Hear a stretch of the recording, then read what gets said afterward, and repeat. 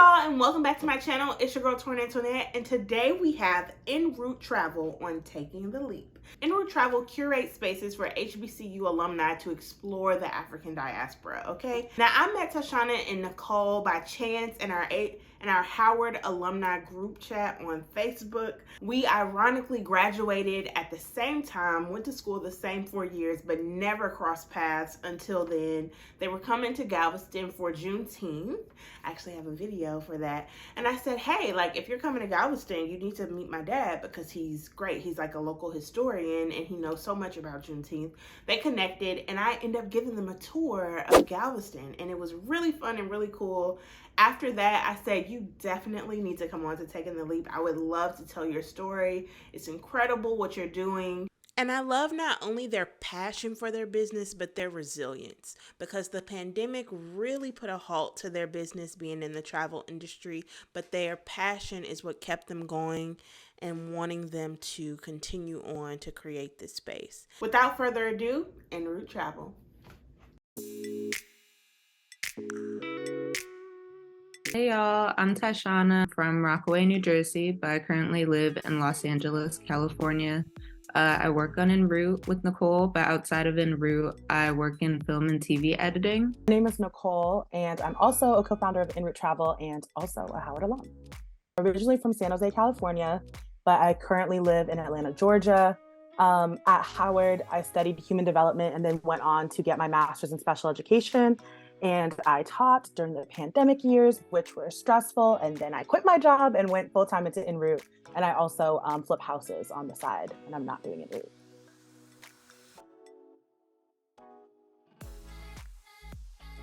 EnRoot came to be after me and Nicole took multiple trips out of the country together. We did a lot of trips with alternative spring break through Howard to Detroit, to St. Louis, to Haiti, and to St. Croix. And we also went to Cuba and Panama together, and South Africa. And when we were in South Africa in 2016, I believe it was, me and Nicole were talking about graduating soon. It was our junior year, and we just weren't looking forward to not being around our friends anymore in the environment that an HBCU gives you. So we were like, we're gonna graduate soon. We're not gonna be able to do anything like this anymore, and it's really gonna suck. And we were like, well, what if we did something about that? Like, what if we started a travel business? So the idea for it sparked in South Africa in Cape Town. And ever since then, we were like, all right, let's make sure we graduate first. And then after graduation, we did some serious research and putting our ideas together. And that's how EnRoot came to be. I think we had 2, maybe 3 meetings when we were in undergrad. We're like, oh, school, this is hard. Yeah. And after when we all graduated, May 2018, we spent 6 months just researching what is the SBA? What is an LLC? And we would each take a topic, learn it, make a PowerPoint presentation, and then teach it to the other person. So that's how we learned, because we have had no business background at the time, since Tyshana was in film and TV and I was in education. So it was really let's just figure it out.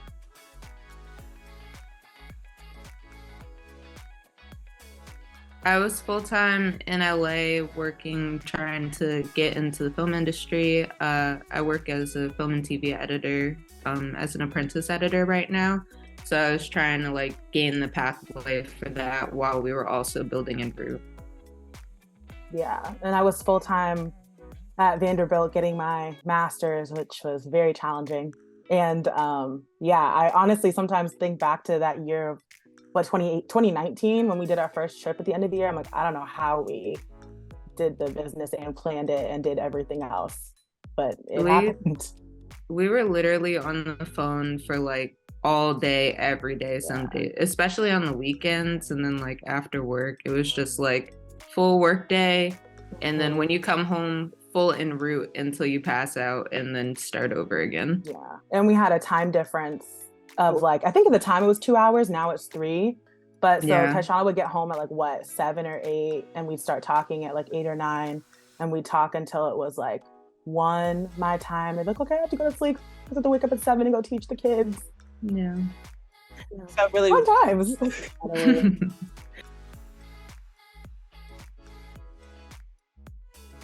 To South Africa, to Johannesburg and Cape Town. That was our inaugural EnRoot trip in 2019, right before the pandemic. Oh wow! Right. How did the pandemic? So you guys filed for your LLC and launched your business in 2019. How did the pandemic kind of disrupt any plans that you had initially, at least?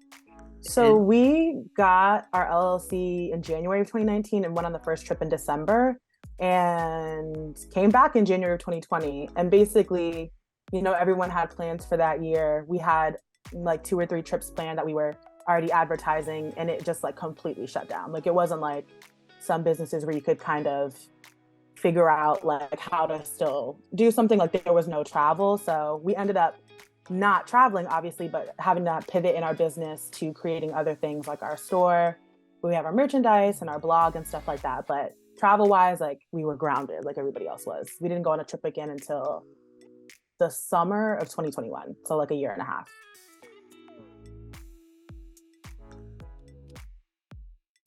Oh, I was like, who's answering? Do you want to go? Sure, I'll answer this one. All of our trips are in the diaspora. So we focus on the African diaspora and supporting Black-owned businesses, which is huge for us. So supporting Black-owned businesses on our trips in other countries and also in the States. And we also feel it's very important to be Black Americans going to other Black spaces and then having those experiences and finding out our similarities and differences. That was a big thing that happened for both of us when we went on trips with Howard, and we wanted to, continue that as well with our own kind of spin.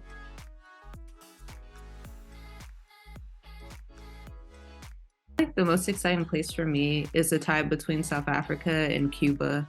Like Cuba, I loved it there. Like I could have stayed there forever. The food, I just like stuff that's like super vintage and old, so that's me. But like seeing the cars, yeah, I love some old stuff. So Cuba for that, and South Africa because it was the first time that I actually got to go to the continent of Africa, and it just felt like an experience that I felt like I needed to have, and that I felt very fulfilled in going there and being in Johannesburg specifically. Johannesburg feels very communal and very welcoming, and I just got to experience a lot of like really good times there with my friends and with the people who live there. So I think those are the best for me. I was like, there's so many places. I think I would probably say if I had 2, because I can't just pick one, but of our trips, I would probably say Kenya and South Africa, similar to what Tyshana said, but I think one, South Africa being our first time on the continent, but also with those 2 trips, we go to 2 different places. So like in South Africa, we're in Johannesburg and Cape Town, and in Kenya, we're in Nairobi and Masai Mara.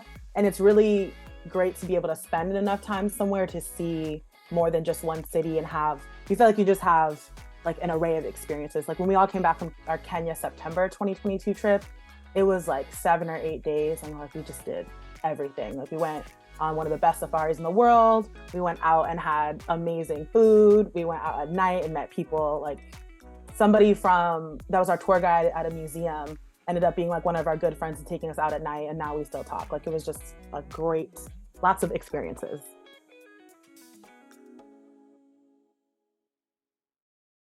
I would say probably 2 places that are on our radar. Don't quote us, people listening to this, in case we don't do it next year, but probably Egypt and Brazil are 2 big ones that we know we want to go to, and a lot of people want to go to as well.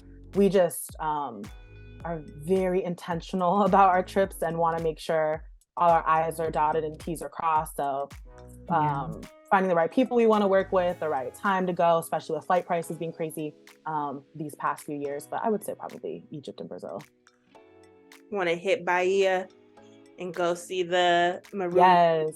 And in Brazil. Yeah, I feel that.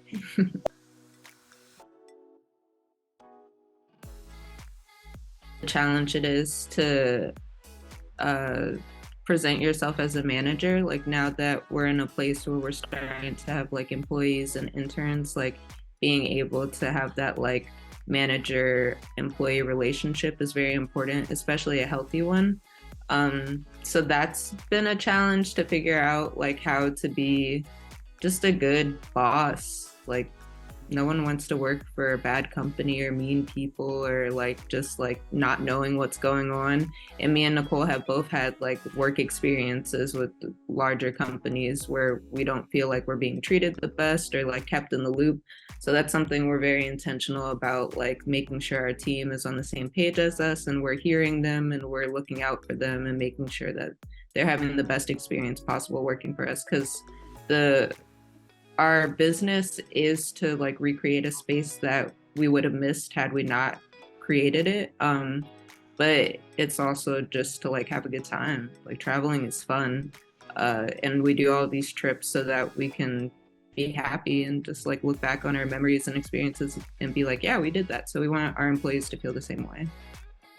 Yeah. I would definitely say, going off what Tyshana said, I'm typically the person that is like having the weekly meetings with people.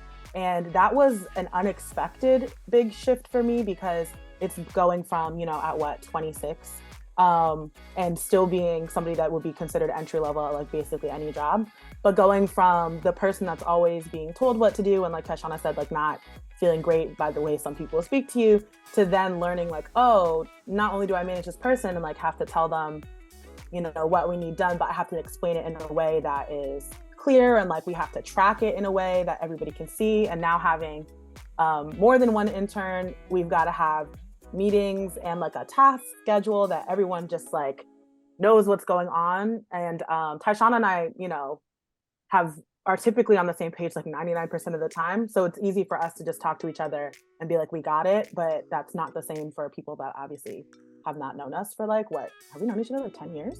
I don't know, 5, 6 to 10? That's scary. Oh my gosh. 2018? Wait, what? How long? No. It's been like 9 years. Ew. That's yeah, we started in 2014 and it's 2023. Wow. Ah! So yeah, for a team that has not known us for 10 years, almost like we've known each other, writing stuff down and being very clear about it is different, but very hopeful.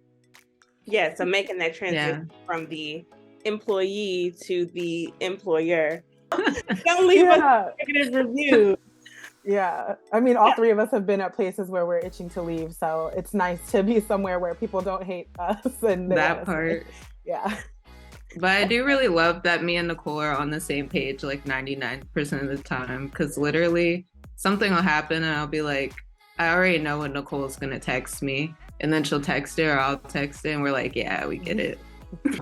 And I would say for anyone that, follows a cool company like ours, if you could call us that, but anybody that follows somewhere like, where you might want to work, I would say it's almost half and half, but half of our people are people that we know. So that's saying like, it's better, it's not what you know, but who you know. Like, I mean, it is what they know too, because they need to be able to do the skills, but people that we might have gone to Howard with, or people that we met from other HBCUs. And then the other half are literally people that reached out to us. It happened to be right place, right time. Like our very first intern, we spoke to her class when she was in a study abroad, and she reached out to us like a week later, just trying to stay connected. And that was the exact time we were looking for an intern, and she's been with us for a year and a half. So definitely using your connections, and sometimes just like dropping, I was about to say planting a seed. I don't know what I was about to say, but sometimes planting a seed, is helpful, because even if they can't hire you or work with you then, a year later, they might need you. Yeah, like people remember. And also, like, I like to think the worst thing that people can say is no. So like if you reach out to us and want to do something, it might be no right now, but we'll likely remember it later. So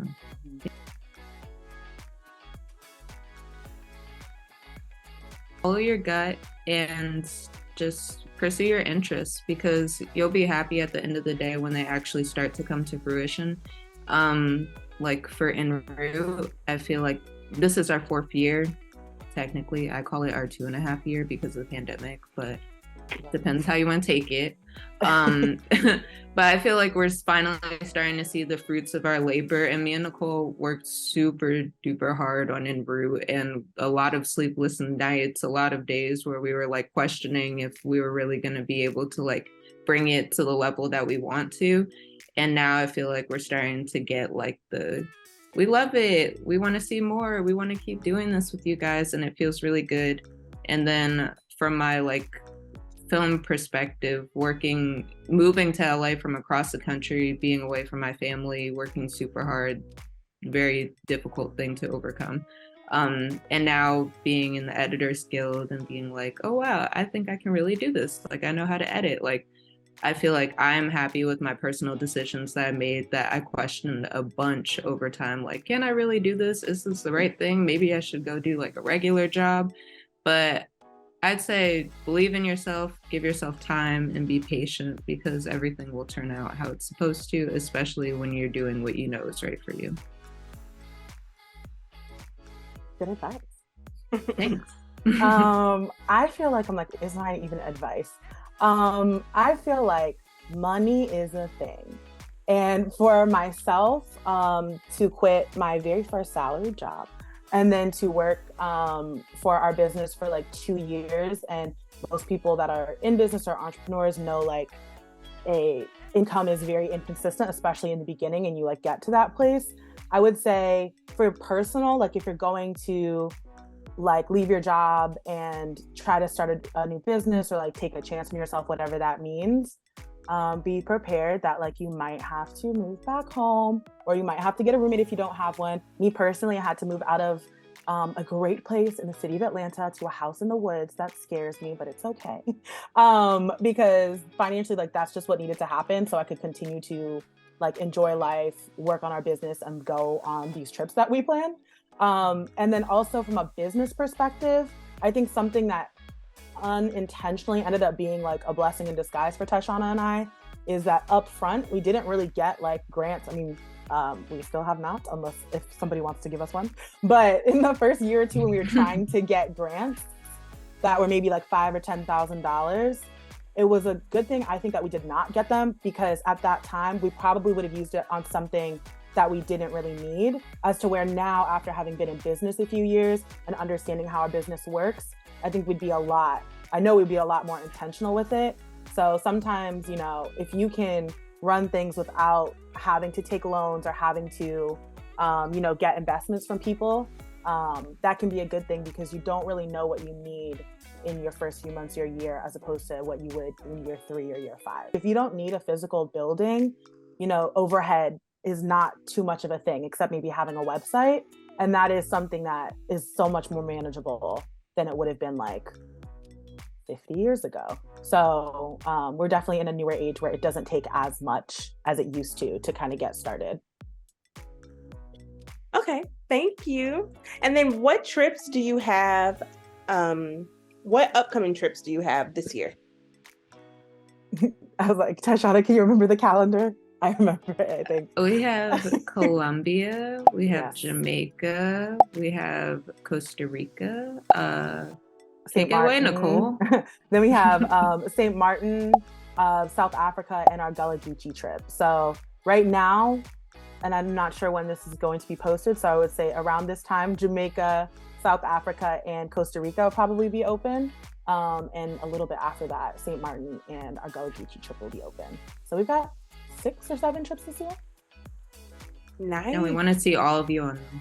Yes, every single one of them. Every single one of you. Come on, Audrey. Yes. And then where can people reach you? Follow you. You can follow us on Instagram at EnRoot Travel, ENROOT Travel. Yeah, and you can email us at info@enroottravel.com if you ever have any questions, or you can go to our website. Guess what it is? enroottravel.com. Two and O's, go to 2 contact T's. us. Yes. 2 O's and 2 T's, yes. Not ROUT. I don't know what I'm signing out. ROOT. That's perfect. That's perfect.